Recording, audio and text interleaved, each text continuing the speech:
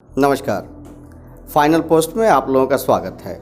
मैं हूं गुलरेश आज़ाद। आज हिंदी दिवस है और हिंदी दिवस के ऊपर पूरे देश भर में कई तरह के कार्यक्रम आयोजित हो रहे हैं। आप कह सकते हैं कि बहुत सारे कार्यक्रम ऐसे हैं जो औपचारिकता निभाने के कार्यक्रम हो रहे हैं और भाषा के स्तर पे हिंदी को बढ़ावा देने को लेकर या हिंदी के उत्थान के लिए जो वाजिब काम होने चाहिए वो कितने हुए, नहीं हुए, वर्तमान परिस्थिति क्या है, वर्तमान में हिंदी की दशा और दिशा क्या है। बहुत सारे प्रश्न ऐसे हैं जिनका जवाब खोजा जाना चाहिए, जिसकी पड़ताल की जानी चाहिए।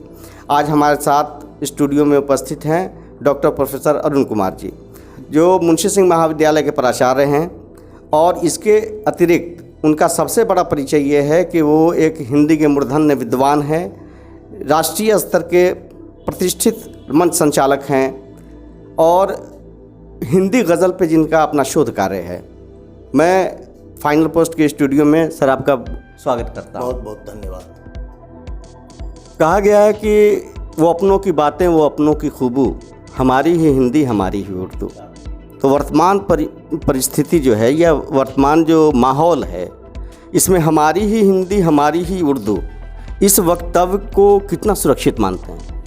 देखिए, हिंदी और उर्दू में बहुत भेद नहीं है। लिपि के भेद को हटा दें तो क्रियापदों की दृष्टि से, व्याकरण की दृष्टि से, कहने की दृष्टि से हिंदी और उर्दू में कोई भेद नहीं। मशहूर शायर दुष्यंत कुमार ने कहा है कि हिंदी और उर्दू दो सगी बहनें हैं, दोनों जब अपने अपने मान का परित्याग करके जनपथ के साथ साथ चलती हैं तो दोनों में भेद कर पाना मुश्किल हो जाता है। और मैं मंचों से अक्सर यह कहता हूँ कि एक खूबसूरत नाज़नीन चुस्त सलवार समीज में दुपट्टे को उड़ाती हुई शोक और चंचल चाल में वो चल के आ रही होती है तो उसे उर्दू कहते हैं। और एक युवती माथे पे बिंदिया लगाए हुए, साड़ी पहने हुए, अपने दामन को संभाल करके मंथर गति से आती है तो उसे हिंदी कहते हैं। दोनों के स्पीड में अंतर है, दोनों के लिबास में अंतर है, दोनों की आत्मा एक ही है और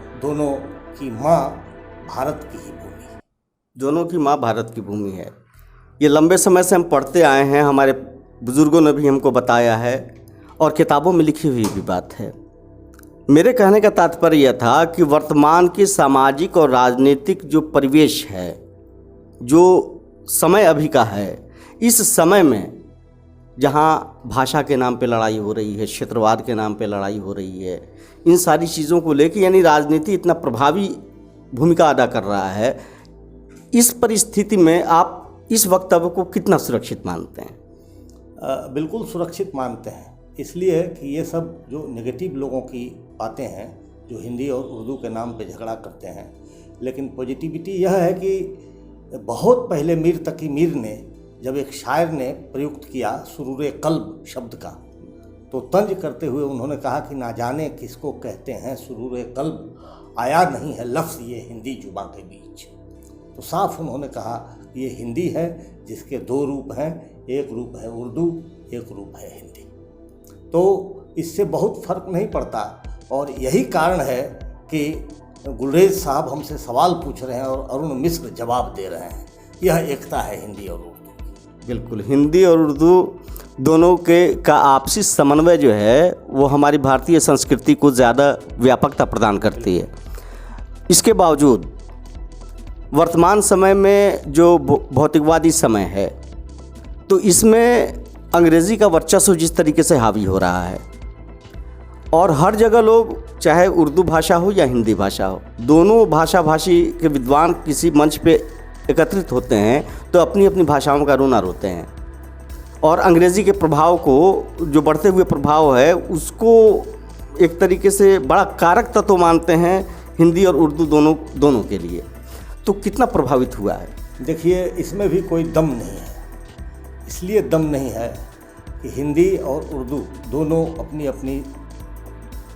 अपने फलक पे परवाज़ी कर रही है। आप देखिए, हिंदी में एक सीरियल का एक दिन का एक एपिसोड के लेखन का, चूँकि आप फिल्मों से जुड़े हुए आदमी हैं, लाखों रुपए मिलते हैं। एक दो गीत किसी फिल्म में कोई लिख दे तो उसके लिए लाखों रुपए मिलते हैं। चाहे वो हिंदी में लिखे या उर्दू में लिखे।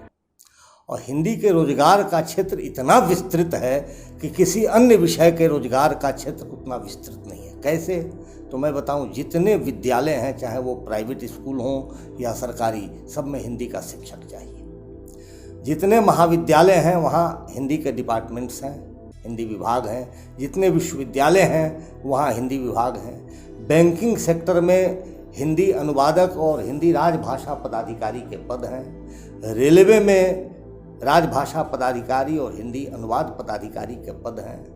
इंडियन आर्मी में अनुवाद पदाधिकारी के पद हैं, राजभाषा अधिकारी के पद हैं। सेक्रेटेरिएट में, विधानसभाओं में, लोकसभाओं में ये सारे के सारे पद हैं। उसके बाद हिंदी पत्रकारिता का विस्तीर्ण क्षेत्र देखिए, हर प्रदेश से 10-10 अखबार कम से कम हिंदी में निकल रहे हैं। उसमें संपादक, उप संपादक और संवाददाता के लिए हिंदी के जानकार लोगों की ज़रूरत है। तो इंग्लिश को वर्तमान समय में इंग्लिश भी एक जो है मैंने उत्पत्ति एक नए शब्द की। तो इंग्लिश को क्या आप बाजार की साजिश मान सकते हैं? नहीं, बाजार की साजिश नहीं मानते हैं। इंग्लिश उस भाषा को कहते हैं जिसमें कुछ अंग्रेजी के भी शब्द हैं, कुछ हिंदी के भी शब्द। वो कितना एक्सेप्टेबल है? वो एक्सेप्टेबल है, समाज में लोग समझ रहे हैं। आज आप जितने टीवी डिबेट होते हैं, मैं भी बोल रहा हूँ टीवी डिबेट, तो बात, भाषा का काम है कम्युनिकेशन करना, संप्रेषण करना। जब मैं टीवी डिबेट कहता हूँ तो सीधे सीधे बात चली जाती है। सबसे बड़ी बात हिंदी की है कि हिंदी की पाचन क्षमता, इसकी मेधा शक्ति इतनी प्रबल है कि विभाषाओं के कई हजार शब्दों को यह बिना डकार लिए पचा देगी। जैसे लैंटर्न से लालटेन, लालटेन से भोजपुरी में लमटेन, इस ढंग के शब्द, बहुत सारे ऐसे शब्द हैं जिनको ये अपने अनुकूल बना लेती है पचा करके। तो उसमें ऐसे जो शब्द आ रहे हैं, कल को इनका भी हिंदीकरण हो जाएगा कहीं ना कहीं। जैसी प्रक्रिया हम देख रहे हैं कि लगातार फिराक गोरखपुरी ने स्क्रिप्ट के लेवल पे, हाँ, स्क्रिप्ट में जब इंग्लिश का प्रयोग होता है तो उसको कितना जायज़ मानते हैं? देखिए, भाषा की शुद्धता तो होनी ही चाहिए, लेकिन भाषा जब बनती चलती है तो उसमें बहुत सारे विभाषाओं के शब्द आते हैं और उन शब्दों को एक लंबे समय तक पचाने के बाद अपने अनुकूल करके फिर एक नया शब्द बन जाता है। ये भाषा की प्रक्रिया होती है। नए शब्द बनने से ये खतरा पैदा नहीं होता कि जो पुराने शब्द हैं उसके जो है वो जो है पुराने शब्द जो हैं, पुराने शब्द तो प्रयुक्त होने चाहिए। अशोक वाजपेयी यही कहते हैं कि पुराने शब्द को प्रयुक्त करना चाहिए या कहीं लिटरेचर में संगुम्फन करके उसको छोड़ देना चाहिए कि नई पीढ़ी उसको समझ पावे। उदाहरण देते हुए वो कहते हैं कि हमारी माँ एक शब्द कहती थी, जब कोई काम होते होते उसमें कोई पेच फंस जाता था तो वो कहती थी कि पिचकाट लग गवा, पिचकाट लग गया इसमें, अवरोध लग गया इसमें। पिचकाट का अर्थ अवरोध। तो कहा कि मैंने अपनी कहानियों में, कविताओं में कहीं कहीं इस पिचकाट शब्द को प्रिजर्व कर दिया है। प्रिजर्व इसलिए कर दिया है कि यह शब्द मरे नहीं। तो वो तो आप जैसे रचनाधर्मी लोगों का दायित्व है कि ऐसे शब्द जो प्रयोग से बाहर हो रहे हैं उनको कहीं ना कहीं टाँक करके बेल बूटे की तरह साहित्य में स्थापित करें ताकि आने वाली पीढ़ी उसका अर्थ निकाल सके। अर्थशास्त्र हिंदी का मजबूत रहा भी है शुरू से। वर्तमान में जब अर्थशास्त्र उसके इतना मजबूत है, इसके बावजूद आप देखते हैं कि पहले की अपेक्षा अभी के समय में भाषा साहित्य की तरफ जो है युवा पीढ़ी का रुझान जो है क्यों नहीं हो रहा है? रुझान इसलिए नहीं हो रहा है कि साहित्य जो है वह संस्कार का विषय वस्तु है। जब आपका पारिवारिक संस्कार साहित्यमय होगा तो आपके पापा जो किताब पढ़ेंगे, फुर्सत मिलने पे आप भी उसको उलट पलट करके देखें। उनके द्वारा जो रचना की गई है उसको भी आप उलट पलट करके देखें। इस तरह आप इंस्पायर होंगे और फिर उस क्षेत्र में काम करने की प्रेरणा आपको मिलेगी। आज यह हो रहा है कि ये होड़ा होड़ी जो है पैसावाद की, इस पैसावाद की होड़ा होड़ी में लोग अन्य विषयों की तरफ जाना ज़्यादा श्रेयस्कर समझते हैं, लेकिन वो भ्रमित हैं। भ्रमित इसलिए है कि हिंदी में रोजगार की अपार संभावनाएं हैं, मैंने बताया आपको कि एक सीरियल का एक एपिसोड लिखने का इतना पैसा मिलता है। अगर कोई अपना स्किल डेवलप कर ले इस ढंग से, आज तो इस ढंग के संस्थान भी हैं जो संस्थान लिखना पढ़ना सिखा रहे हैं कि फिल्मों की दृष्टि से कैसे राइटअप करना होगा या विज्ञापन की दृष्टि से कैसा राइटअप करना होगा। विज्ञापन का एक शब्द अगर, एक पंक्ति अगर हिट हो जाती है तो लाखों रुपए विज्ञापन लिखने वाले को मिलता है। तो इसमें विभ्रम में लोग पड़े हुए हैं, एक धुआं धुआं सा वातावरण में छाया हुआ है। वो धुआं जब छटेगा तो लोगों को इस भ्रम को दूर करने का दायित्व जो है वो किसके ऊपर जाता है? वो साहित्यकारों का है। साहित्यकार इस भ्रम का निवारण कर सकते हैं। और क्या सरकार के स्तर पर इस तरह का कुछ काम नहीं होना चाहिए? सरकार के स्तर पे तो काम हो रहा है। सरकार मंगल ऐप के जरिए हिंदी सिखाने का काम कर रही है। आज ही मंगल ऐप की चर्चा हुई गोष्ठियों में, और मंगल ऐप से आप सीख सकते हैं लिटरेचर को। और एक चीज़ और जान लीजिए कि लिटरेचर लिखने वाले लोग सीख सकते हैं, हाँ, और सीखना ही होगा। हाँ, सीखना ही होगा। दो तरह, तो सीखना ही होगा ये सरकार जो है लागू कर सकती है। हम सीख सकते हैं या सीखना चाहिए ये साहित्यकार बताएंगे, हाँ, लेकिन सीखना ही होगा ऐसा करना सरकार का काम है। हाँ, तो सरकार तो कर रही है काम। सरकार तो हिंदी को बढ़ावा दे रही है, लेकिन हिंदी सीखना ही होगा, अनिवार्यता इसकी सरकार जो है उसको करनी चाहिए कि नहीं? अब देखिए, अनिवार्यता से बहुत सारी बातें हो जाती हैं, बहुत सारे लोग विरोध करने लगेंगे। सरकार ऐसे ही विरोध झेल रही है। लेकिन देश की बात छोड़िए, विदेशों में सन 1981 तक प्रेमचंद की रचनाओं का विश्व की 80 भाषाओं में अनुवाद हो चुका था। अब तो मैं समझता हूँ कि विश्व की 100 मानक भाषाओं में उनका अनुवाद हो चुका है।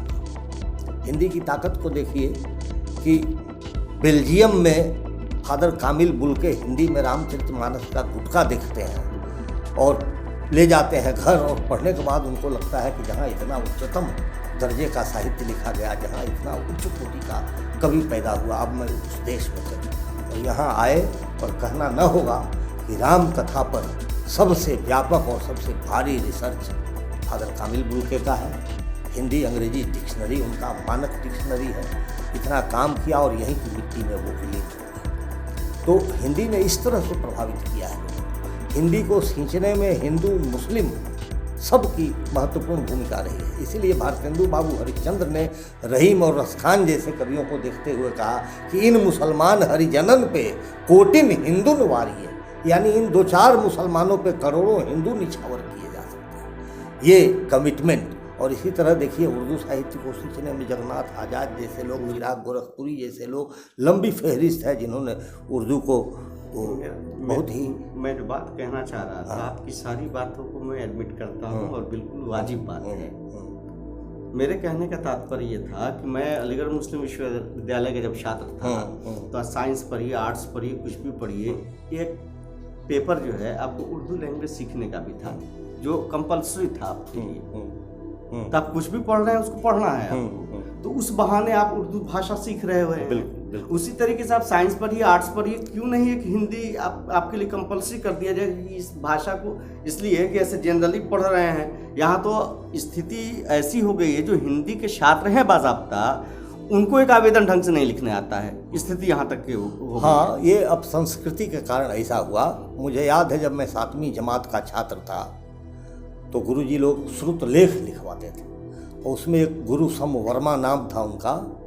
तो वो श्रुत लेख लिखकर इतनी बड़ी ढेर क्लास के लड़कों की लगाते थे, और उसमें जहाँ जहाँ गलतियाँ होती थी कलम निकाल करके उसको बिल्कुल अंडाकार घिसते रहते थे जब तक वो कागज़ फट के उससे अलग न हो जाए।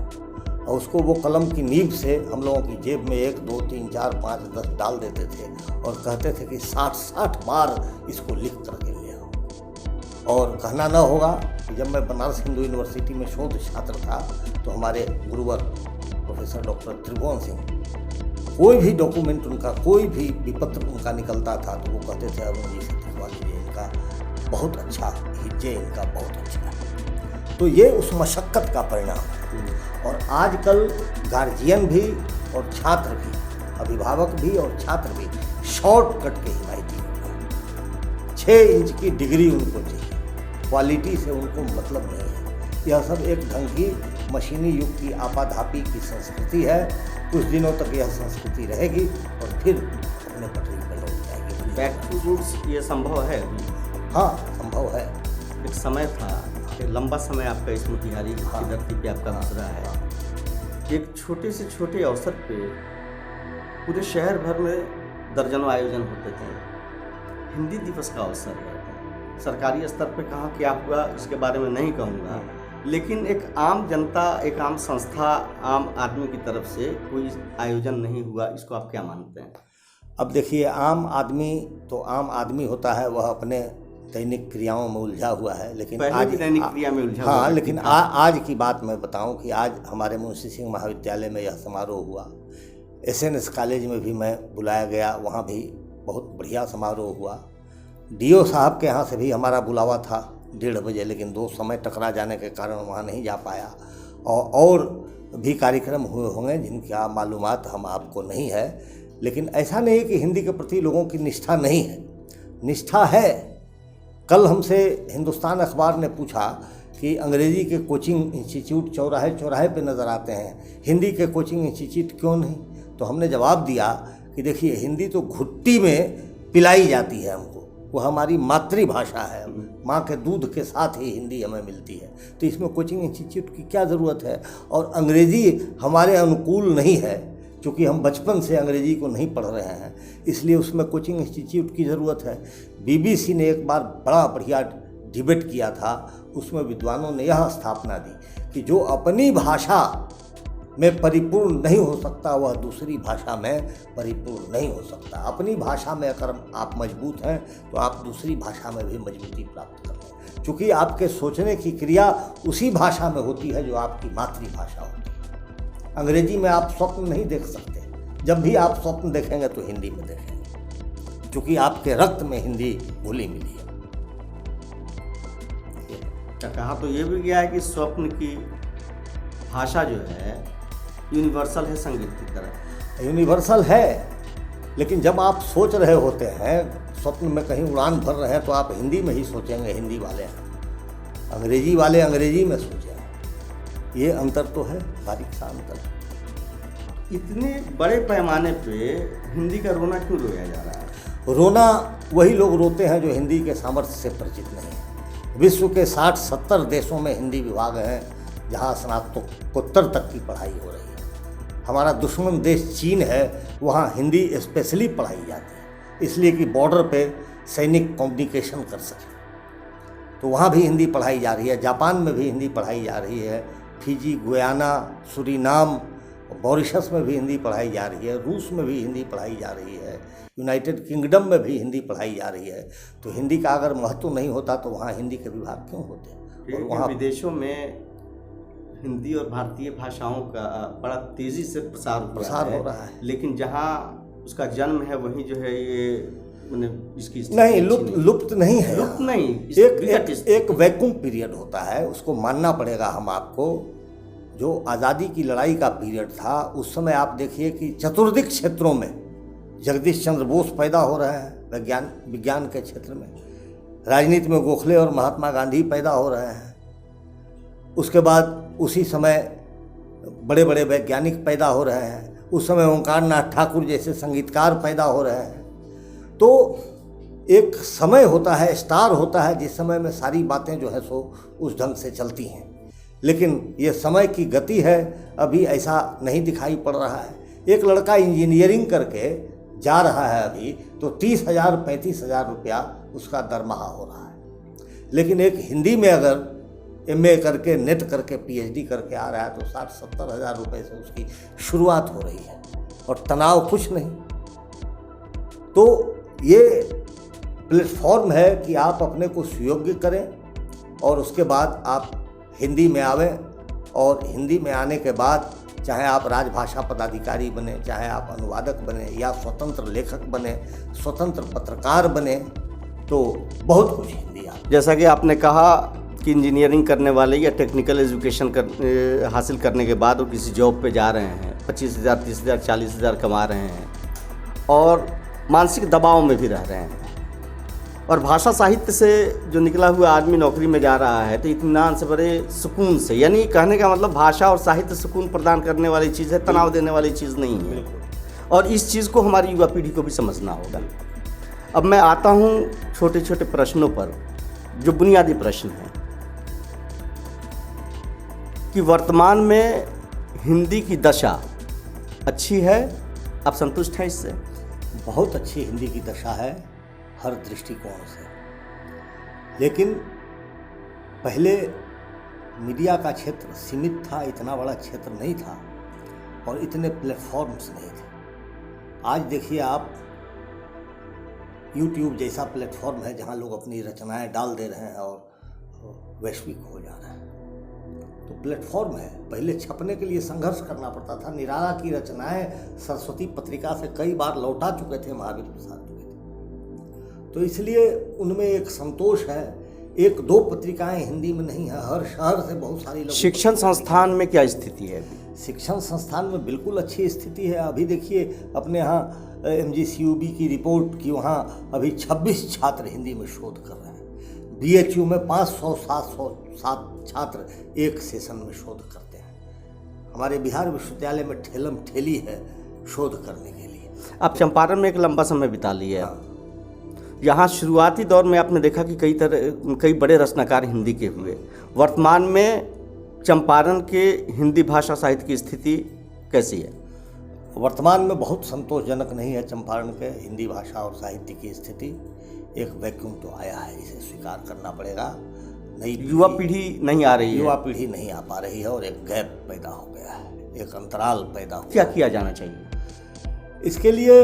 साहित्यिक संगोष्ठियाँ, कवि सम्मेलन, तब युवा पीढ़ी उसमें आकर्षित होती है और तब वो समझती है कि इस ढंग से करने पे हमको भी दाद मिलेगी, वो आगे बढ़ती है। तो कवि सम्मेलन की स्थिति वर्तमान समय में सिर्फ जो है मनोरंजन की हो गई है, भाषा साहित्य की कोई सेवा नहीं हो रही है। देखिए 2 वर्षों से तो कोरोना ने मंचों को लील लिया, कहीं कोई मंचीय कार्यक्रम नहीं हो रहे हैं। लेकिन इसके पूर्व जो कार्यक्रम होते थे उन कार्यक्रमों से युवा पीढ़ी को जरूर चेतना मिलती थी। चेतना भाषा साहित्य की मिलती थी या सिर्फ सस्वर पाठ करने की और मनोरंजन की? दोनों की इसलिए कि जिसे हम हास्य कवि सम्मेलन कहते हैं या अखबारों द्वारा जो प्रायोजित कार्यक्रम होते हैं उसमें 50-50 का रेशियो होता है, आधे आधे का। कुछ समर्थ और सशक्त कवि भी आते हैं, जैसे संतोषानंद जागरण के मंच पे आए, बड़े सशक्त कवि थे। लेकिन उनको इक्का दुक्का यानी जोरन के तौर पे जो है उनका इस्तेमाल किया जाता है। हाँ, राहत इंदौरी जैसे सशक्त शायर आए। राहत इंदौरी को अभी भी B ग्रेड का शायर माना जाता है, सिर्फ जनता की बात कहने वाला, साहित्य के लिए सीरियस नहीं। लेकिन बातें हैं, उनमें भी हैं, ढूंढने से उनमें भी बातें हैं। ढूंढने में तो बातें आ जाएंगी। राहत इंदौरी के अंदर भाषा पे मजबूत पकड़ रही है, लेकिन फिर भी उनको B ग्रेड का शायर कहा जाता है। हाँ ठीक है, यह तो ग्रेडेशन जनता का हक है कि ग्रेडेशन दे दे। पहले कवि सम्मेलनों में जिस स्तर के लोग आते थे, अभी सिर्फ जो है गवैये आ रहे हैं, प्रोफेशनल्स आ रहे हैं, तो कवि सम्मेलन की गरिमा इससे गिरी नहीं? गिरी है, निश्चित तौर पे गिरी है। बाटा अगर आयोजित करता है, कवि सम्मेलन का आयोजन करता है और पीछे जूता टांग देता है, तो जूते की प्रशंसा में भी गाने वाले कवि और शायर हैं, तो उनका क्या कीजिएगा, उनका तो पेशा है। लेकिन साहित्य जो है सबके हित को लेकर के जो चले वह साहित्य है जो हमारे यहाँ बताया गया, जिसमें प्रेमचंद, मैथिली शरण गुप्त, जिन्होंने कभी कहा था कि अन्याय सहकर बैठ रहना यह महा दुष्कर्म है, न्यायार्थ अपने बंधु को भी दंड देना धर्म है। और आज़ादी की लड़ाई के दरमियान दद्दा यानी मैथिली शरण गुप्त ने कहा था कि हम कौन थे, क्या हो गए और क्या होंगे अभी, आओ विचारें बैठ कर ये समस्याएं सभी। या फिर राष्ट्रकवि दिनकर, पत्थर सिंहो मांसपेशियां लोहे से भुजदंड भय, नस नस में हो लहर आग की तभी जवानी पाती जाए। जातिवाद का सामना करते हुए दिनकर ने कहा, जाति हायरी जाति, कर्ण का हृदय क्षोभ से डोला, एक बार उस महावीर ने कुपित सूर्य को देखा, जाति जाति रटते पूंजी केवल जिनकी पाखंड, मैं क्या जानूं जाति जाति है ये मेरे भुजदंड, पूछो मेरी जाति शक्ति हो तो मेरे भुजबल से, रवि समान दीपीत ललाट से और कवच कुंडल से, पढ़ो उसे जो झलक रहा है मुझ में तेज प्रकाश, मेरे रोम रोम में अंकित है मेरा इतिहास। नेपाली जैसे कवि, दिनकर जैसे कवि, इन्होंने युवाओं को बहुत प्रभावित किया और एक पीढ़ी पैदा की। अभी थोड़ा सा वैक्यूम आया है इसलिए कि टेक्निकल युग इस समय चल रहा है और यांत्रिकीकरण के दौर में भावनाओं का कहीं न कहीं विनाश होता है। मशीनी दौर में साहित्य लेखन प्रभावित हुआ है, सबके बावजूद उम्मीदों का दरवाज़ा बंद नहीं है। और ये अभी डॉक्टर साहब ने कहा जैसा कि साहित्य सबके हित की बात करता है, समाज की हित, और जितनी भी समाज और समय के साथ, समय की सत्ता के साथ जुड़ी हुई चीज़ें हैं, सबों के हित की बात होती है। तो मुझे उम्मीद है कि आने वाले समय में ये गति और जो है तेज़ होगी और नया आयाम इसको मिलेगा। आप लोगों का बहुत बहुत धन्यवाद। फिर मिलेंगे अगले किसी मुद्दे के साथ। नमस्कार।